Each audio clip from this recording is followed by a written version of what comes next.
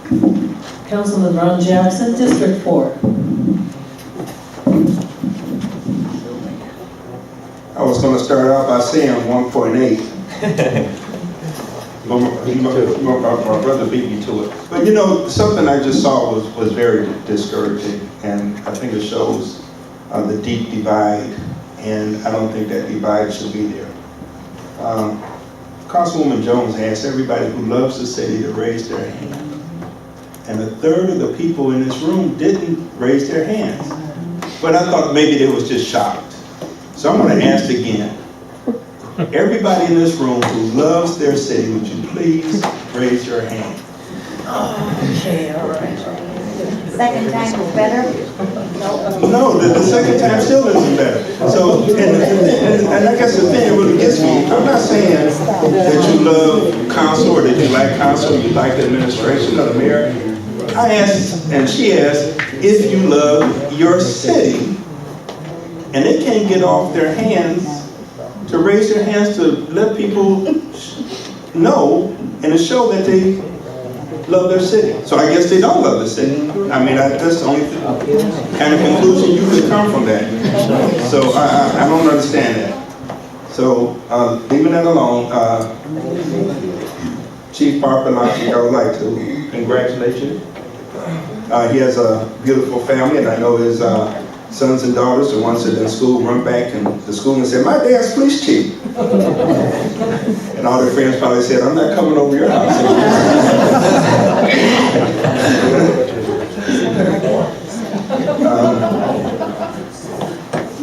I want to congratulate every veteran that's in this city and in our country for their sacrifice, because if not for them, we might not have the freedom to get up and go to the polls and vote, and the freedoms that we enjoy. I want to thank you and every veteran that's in this room.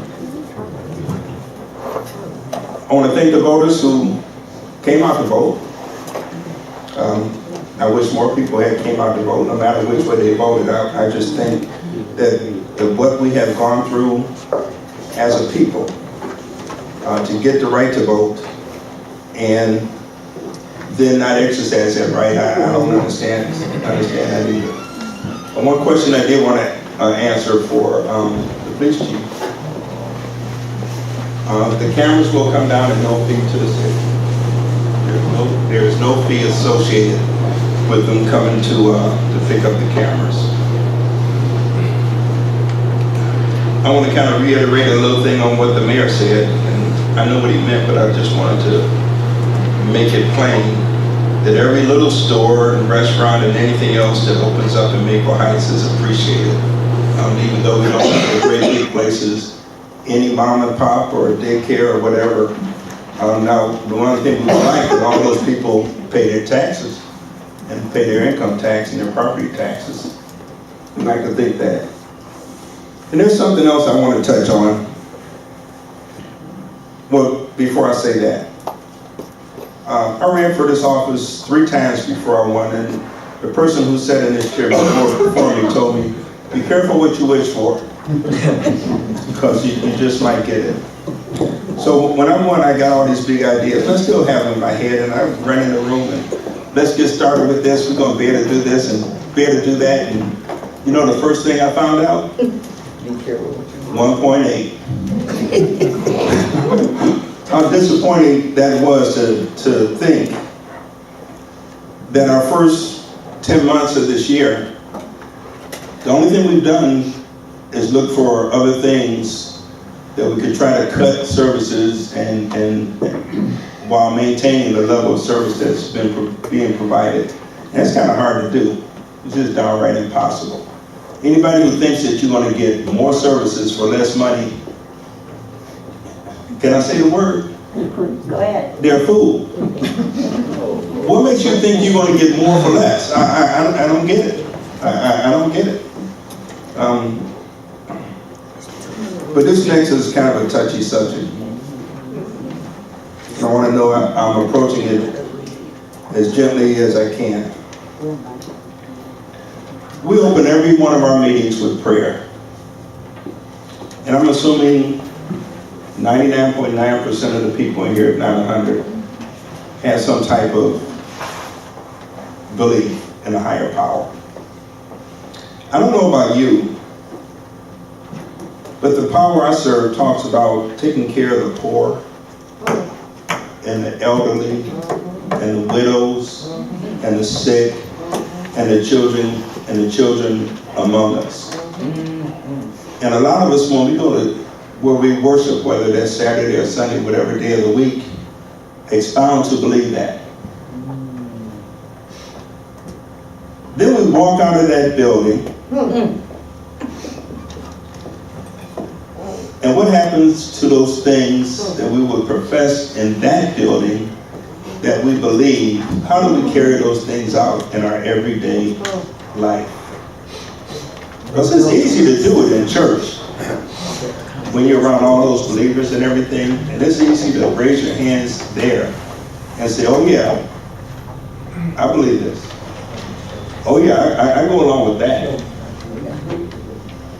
And then we walk out of that building, and y'all know it, we'll run each other over getting out the parking lot. And all those things that we profess to believe are put on hold until the next time we go to church. I'll say it once, and I'll say it again, and I'll say it tomorrow. How could you be against seniors? So I kind of want to say it another way. How can you be against grandma and grandpa? I don't get that. Do we think that we're never going to be at that age, that we won't need any help? And you know, when we're 20, sometimes we think we have this mentality that nothing's never going to happen to us. But the older you get, you find out that's not the case. But how can we be against seniors? In a report. Thank you. Councilman Brownlee, District 5. Thank you, Madam President. Before we get started, I must forgive Mr. Adams. Patrice, he should have listened to you.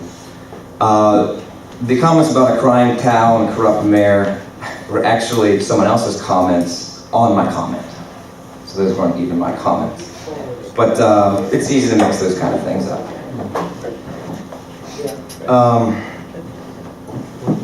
I have one thing that needs to be said and has needed to be said many times, and I've said it before. Stop insulting the residents.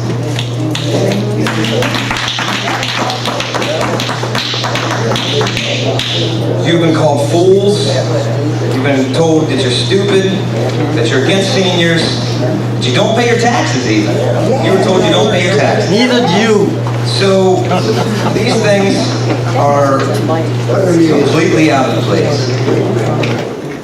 I once heard it said that a leader cannot hate those he leads. Check that. We'll never be able to lead them. There's a strange phenomenon that happens in the military. At boot camp, those who are training the Marines there, the drill instructors, after spending months with recruits who don't understand what it means to be a Marine, how to be a Marine, how to march, all those kinds of things, it can become a very frustrating job. And it's tempting to begin to hate the recruits as a drill instructor. And that's something that the Marine Corps watches for, because it can lead to very nasty acts being done to them. Things that ought not to happen. So we cannot, as leaders, hate those that we lead. We will be completely ineffective. I want to read for you an article. Seems rather apropos. A couple excerpts here. Seniors to continue to get services for a few months. It says lunches go to homes in vans driven by Maple Heights employees. That may all end shortly. It says the senior center risks losing its contract with the Western Reserve Area Agency on Aging to provide lunches. It says also that should we go through with the drastic cuts, the results will be the end of the senior programs at Maple Heights. And this last excerpt says that Ms. Vopak was holding on to hope that council would keep the center open as a bare bones operation. This was published July 28, 2005. We are not in a new situation here in Maple Heights. Maybe we've forgotten, but 9 years ago, we were in dire straits too, where there were budgets being cut, roads needing to be paved, all kinds of difficult things happening. Where we are in a tight spot in Maple Heights financially is not new. The city's been selling off the property for years and years. The city's borrowed lots of money. We're over $20 million in debt right now. $20 million, not 1.8. That's the deficit. But we as a community have over $20 million in debt. These are not new times. The mayor tonight said that all those people are gone, referring to the people who may have cut things in the past, done things previously. Well, not all of them are gone. Mayor Lansky has been part of city government since 1987. Since 1987, most of that time as mayor and as city council president. All of those people who cut those things, who did these nasty, awful things, some of them are still here. Don't believe all that you hear. We need to wake up to the facts. This was 9 years ago.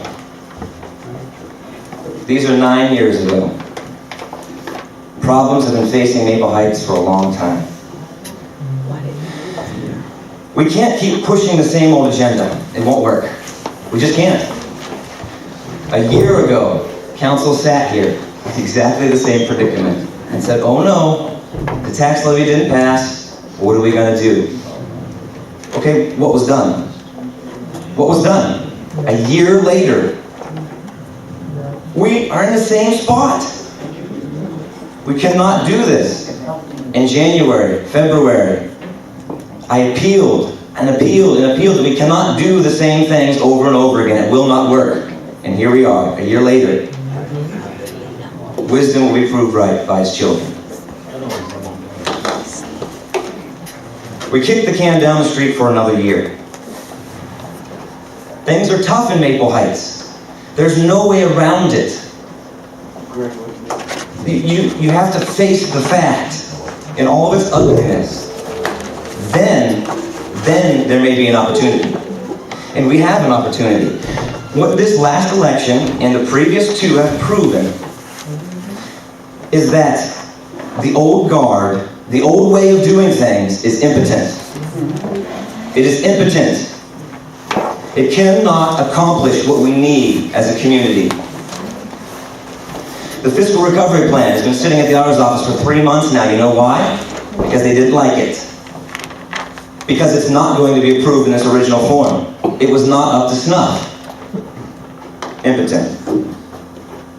Failed ballot initiatives for an entire year running, 3 different times. How many different issues?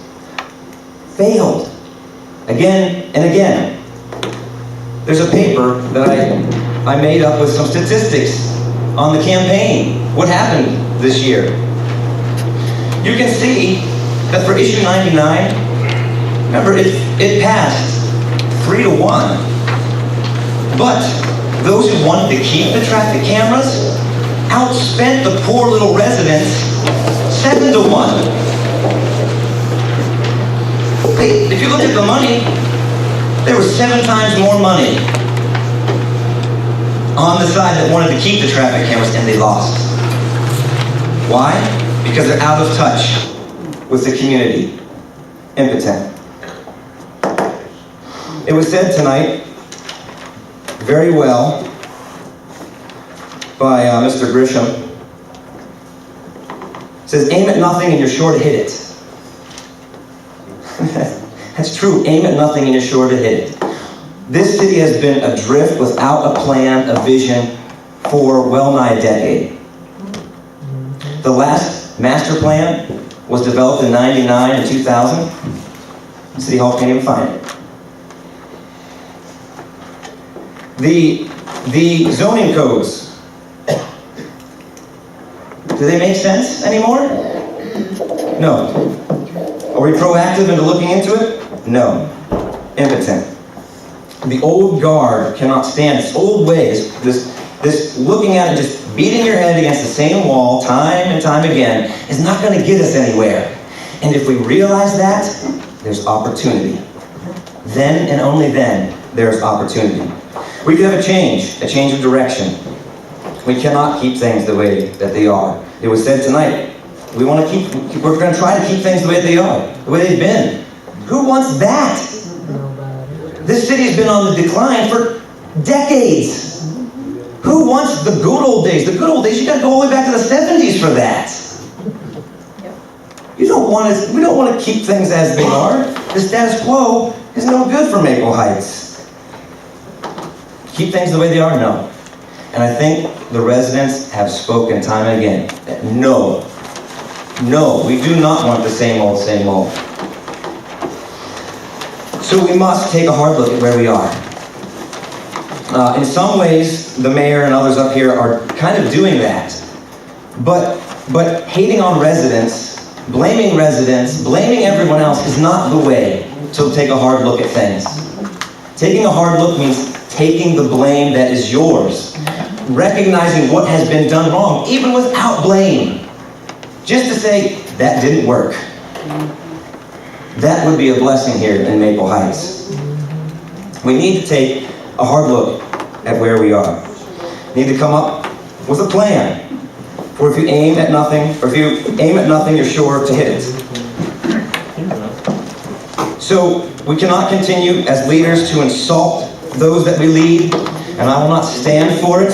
You will notice that I will not degrade you, demean you, by telling you don't deserve to vote a certain way. Those who voted yes, those who voted no. It's your right. Okay? But when the decision's made, you have to accept it. When the decision's made, you have to accept it. So in Maple Heights, we have an opportunity. We can't sit around and say, woe is us, no businesses are coming. No businesses are coming. We need to say, how can we do the best with what we have? That's what Maple Heights needs to do. And if we do that, we will succeed. Communities that turned around in the past. I have no doubt that if we take a hard look at where we are and face up to the facts and do what we must, then we can turn Maple Heights around. May God bless Maple Heights.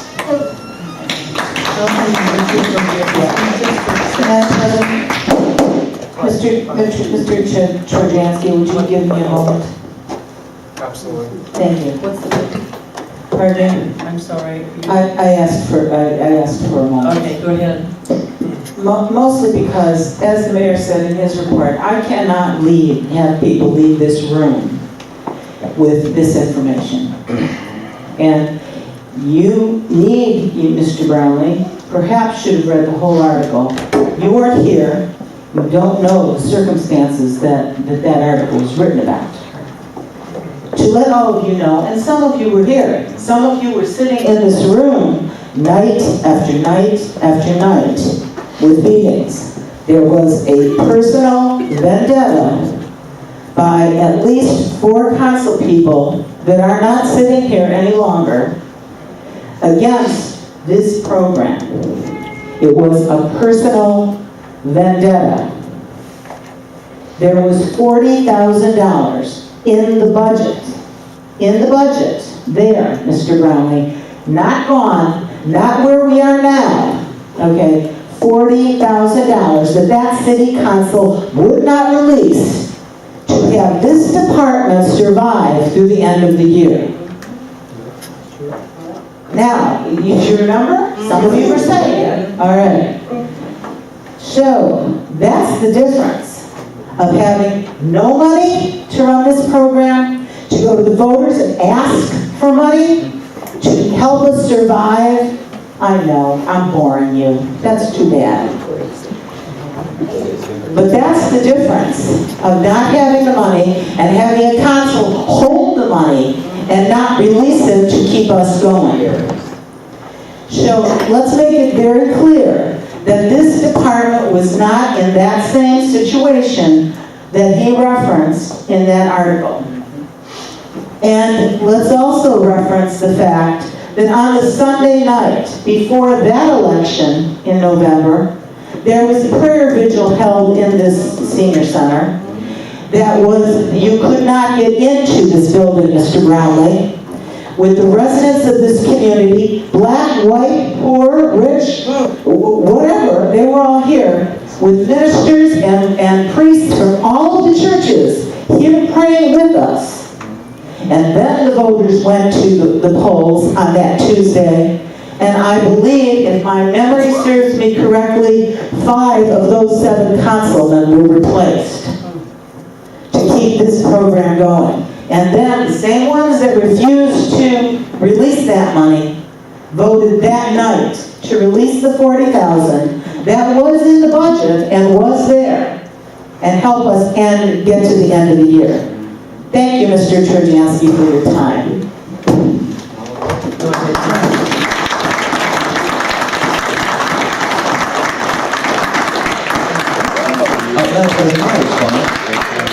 Thank you. Excuse me, we have Councilman. Okay, so it's always good for your friends to talk, but never Mr. Brown. Okay, see how it is. Immaturity. Finished your. Already called for Councilman Trojanski. Would you like District 6? I just want to say thank you to everyone who came out and voted in support of the levies. It's very disheartening that people voted against seniors. It just says something about what our society is. That people just don't have a sense of social responsibility about looking out for our elders. You know, my mother happens to be a senior. She has Parkinson's and she has other health issues, and she uses the food pantry as well as the senior services. So, I mean, it's not simply something that I'm a proponent for the services as an elected official, a public servant, but my own family uses these services. I have constituents who rely on these services daily. And to have members in our community, a current council member and 2 former council members against this, it's disheartening. It's very sad. It's like, where is your heart in your community?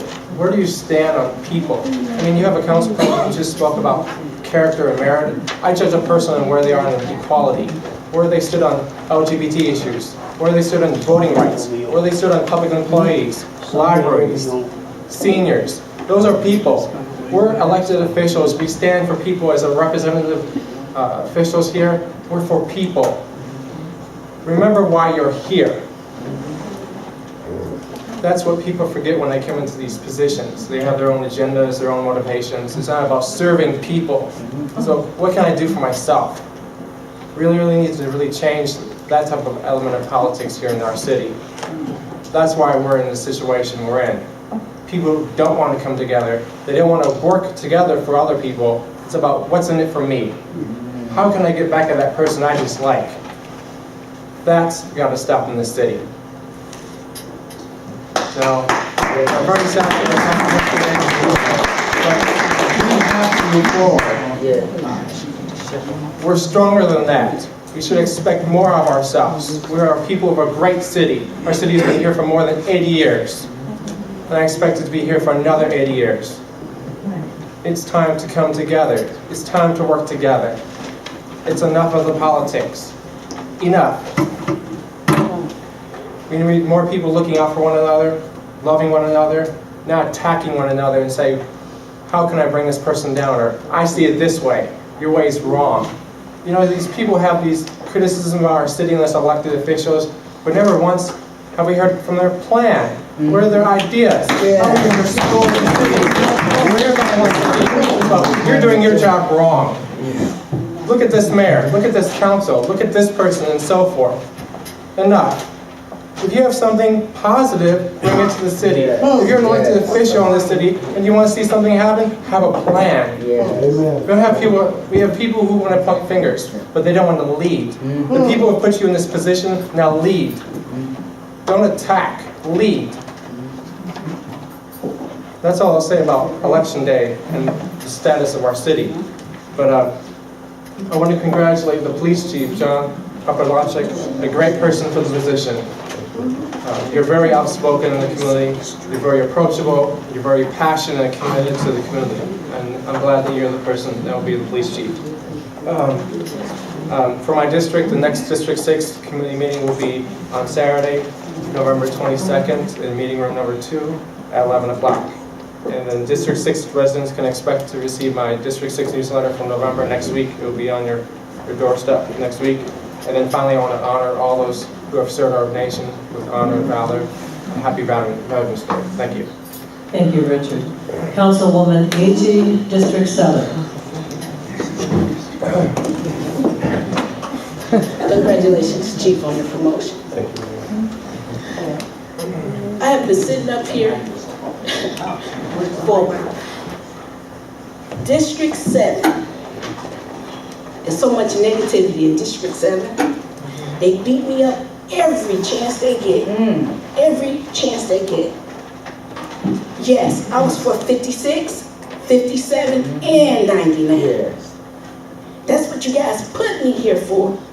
But y'all clapping. And, I mean, tell us, what do y'all want us to do? I keep asking y'all. I have block watch meetings. You attack me there. What do you want us to do? When the street lights get cut off, what are y'all gonna do? You guys were out there picketing. All you guys had to do was come and talk. Talk to council. You said that I didn't tell y'all about the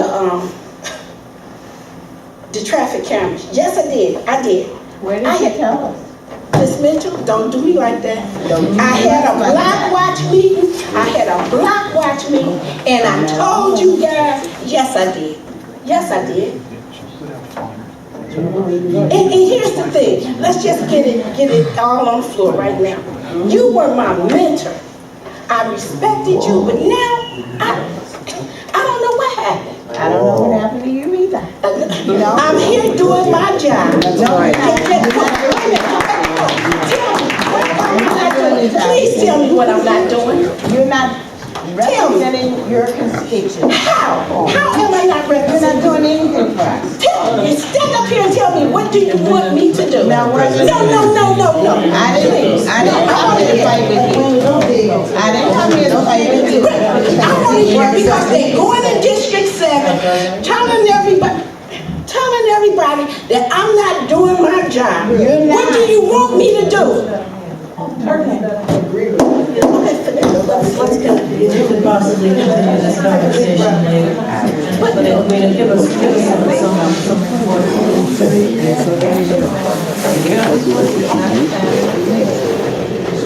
It is the time and the place. It's the time and the place right now, because I'm so sick of everybody. Every time, Mr. Peterson, where's Leroy Peterson at? Where is he at right now? Walking the neighborhood, telling everybody, let me see that girl. Telling everybody that council, this one right here, that council put this out. Council and the mayor did not put this out. But he's telling people in District 7 that they're doing. Read the back of it. Read the back of it, yeah. I put it out. The mayor put it out. I did. Council ain't have anything to do with that. Nope.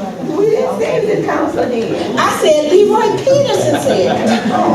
It's all true. It's all true. Peterson lies anyway. It's all true. I'm not finished, Bill. Impotent. Don't, please, don't. Any order of this Councilman chamber? impotent. Excuse me. Oh, we don't have a form, Mr. Brownlee? My heart is hurting right now. My heart is really hurting right now. The seniors deserve to keep the senior center open, and voted no. Come on, y'all. Who wants to order, well?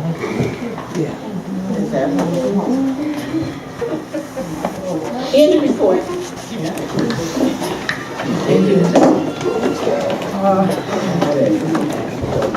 A little attention, I guess, is a good thing because it puts us on our toes. However, I'd like to go over some positive events that have happened recently and just remind us that we can't accomplish, we can't do it with negativity though, and we cannot surround ourselves with people who are negative. So let's talk about some of the positive things. Number one, I've been getting the honor of pinning the badges on the hat badges on the newly elected or the newly sworn in folks. One was a cadet, a young man that has joined us just recently, and that was in the fire department. So we are beginning to look at our reduction of numbers, and we're hiring just a couple of people here and there, and that's a good thing, a very good thing. And of course, the police chief, which was a wonderful thing. We knew he was going to be elected and sworn in, and he's been doing his job ever since. He took the test and stepped up, and he actually has been doing a wonderful job. McDonald's opening. Take a look at it. It really is, it's a little retro, a little modern, but it's, because perhaps you folks are not finished there. So you're going to shut them up, but you're not going to shut anyone else up. That's cute. We can shut you up. Point of order. Mr. Brownlee, you are in out of order. Please, you know, if Chair has the floor. if you don't want to listen to my report, which maybe is as boring to you as whatever, you're welcome to leave. You're welcome to do that. That's just a little rude. Okay, we have the McDonald's opening, and let's talk about the forum sessions that we've had here. You asked for information, and it was a great idea.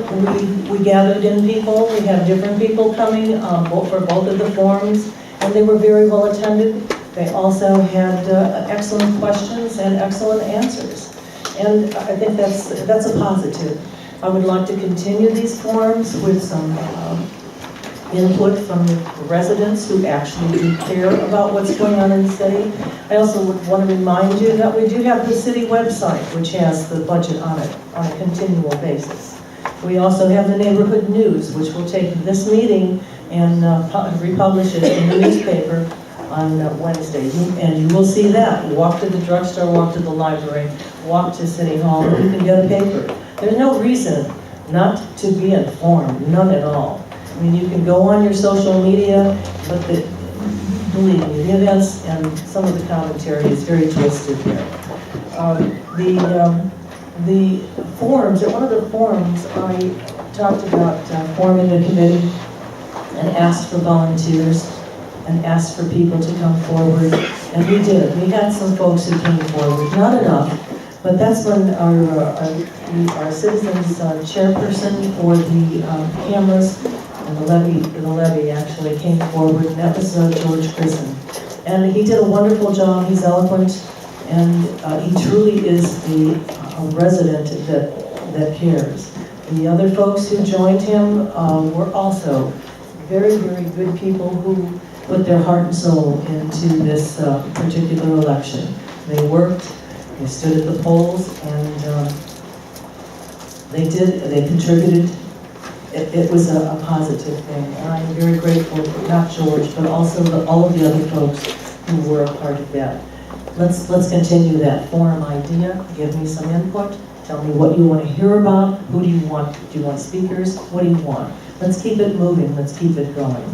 And we also have an opportunity here at the Senior Center. Linda's always open to having presentations here, so it's something that we can do on a continual basis, but I'm not going to do it alone. Absolutely not. I have colleagues here that are very supportive, most of them. Work session will be on 11/17, which is a Monday. We'll call it Committee of the Whole. We have other folks who want to come in, but we will be getting the budget selections at that time, going over what Irene has for us, and if you're interested in coming and being a part of that, listening, you are more than welcome. And with that, with there being no further business before this council, this meeting is adjourned at 8:48. Thank you very much for attending.